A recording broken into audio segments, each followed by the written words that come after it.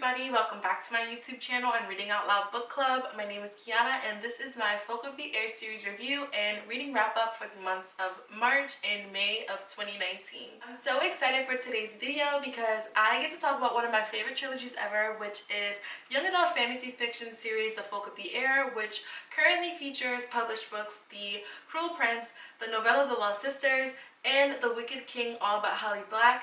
I remember telling you guys that when I first picked up The Cruel Prince, I didn't really like it that much, but to my surprise, I fell in love with this series, and I am so excited for The Queen of Nothing to come out November 19th, 2019, which is the final book following this series. I am an active member of the Fairy-a-thon, which is a readathon hosted by Mail to the Any, It's Jane Lindsay, Alexa Loves Books, and Super Space Chick, and essentially we'll be reading the modern fairy tales that compiles Tithe, Valiant, and Ironside, all by Holly Black, as well as The Darkest Part of the Forest, The Cruel Prince, and The Wicked King in preparation for The Queen of Nothing.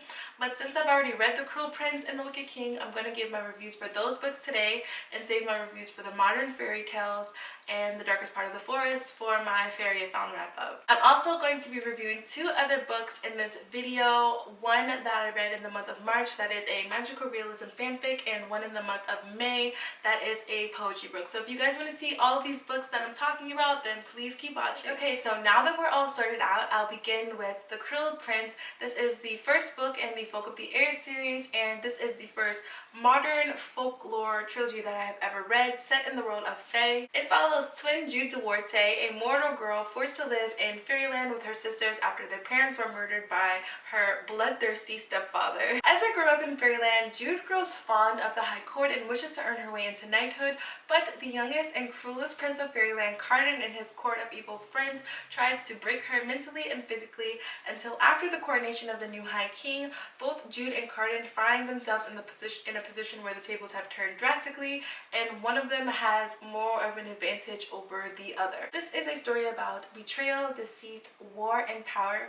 One thing I love about books like these that have villains is that it's always interesting to see why the villain is a villain and understand why they are the way that they are. And it's also very interesting to see them take down their guards for once and just take off their mask and be vulnerable. This is the first book where I actually felt something for the villain or antagonist. Some of the plot twists in this story are unpredictable, and then some are more predictable than others. I just didn't know that they would come in the particular description that they came in or be as descriptive as they were. I really love this book. I like fairyland a lot. It's very intriguing and compelling. This book has incredible world building and character development, and overall I think this is a very cool story and I really enjoy following this trilogy. I also listened to audiobook and novella The Lost Sisters. I highly recommend listening to this audiobook before you read The Wicked King. This book follows Taryn, Jude's twin sister, and is narrated by Taryn. So we get to see Taryn's side of the story and her perspective of what happened in the previous months leading up to the coronation of the new High King and the Cruel Prince.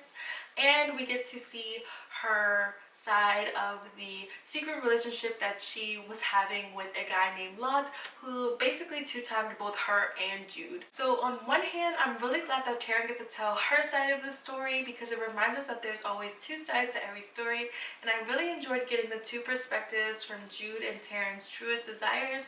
And then on the other hand, it shows us how naive Taryn is, which kind of made me feel bad for her because she's young and naive and really desperate for love, and she's also desperate for the fairies to like her, which is another reason why I really didn't like her character too much.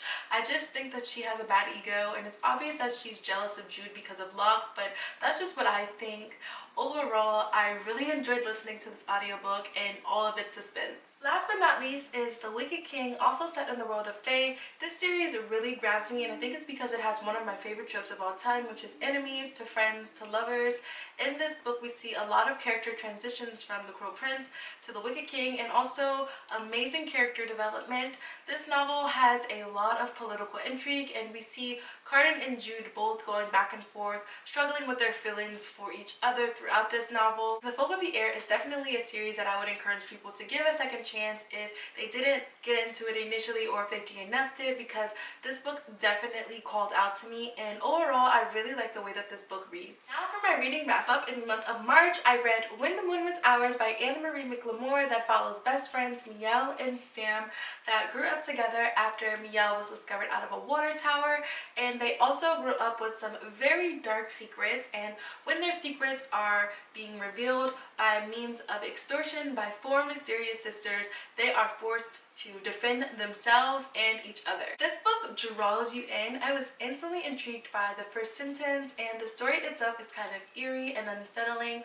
Also, the story was kind of slow for me. My overall thoughts of this book is that it's got great writing and representation of LGBTQ voices and people of color, but this book just didn't do it for me, and I think it's the magical realism aspect of this book. It's just, I couldn't imagine some of the events that were described in the book taking place in a human world. It's not that the story was boring, it just wasn't my cup of tea. The last and final book is a poetry book, Two Fish by artist Jhene Aiko, that I read in May. I've always been a huge fan of Jhene Aiko's and I've always loved her, and this is her first published book, so I was so stoked to get it, and I actually really enjoyed reading it. Some of the poems and prose in this book were published straight from the entries of her own personal journal in its own original print and collected over the course of some years dating back to as far as 2012. I absolutely adored this book. Her words definitely moved me because I can relate to a lot of her thoughts on a lot of the topics that she touches on. It addresses anxiety, relationships, drugs, and life in general. I really enjoyed reading it from the state of mind that she was in during those times, because you can tell that she's just being herself authentically and writing her truth. She's vulnerable and opens up more about her brother's death and their relationship. She's vulnerable about her insecurities and her own subconscious thoughts, and she gets real about topics like plastic surgery and suicide. She also seems to go back and forth with her ego, so it was very interesting to read.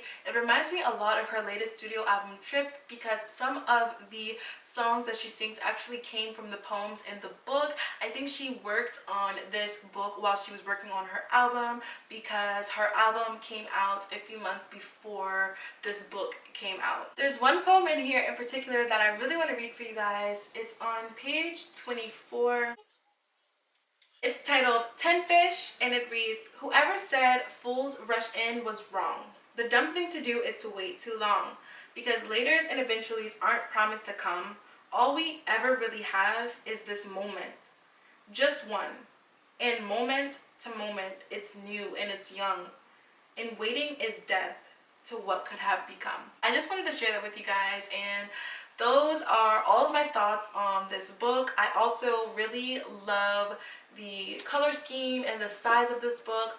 I love the teal bluish green color of this book, so yeah, that is Two Fish for you. Thank you guys so much for watching this video. If you've made it this far, I encourage you guys to keep up with me on social media. You can follow me on Instagram and Twitter at Princess Keionna.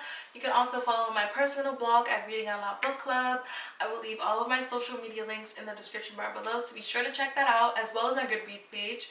And yes, thank you guys again for watching this video. I hope you enjoyed it, and I'll talk to you guys soon. Bye!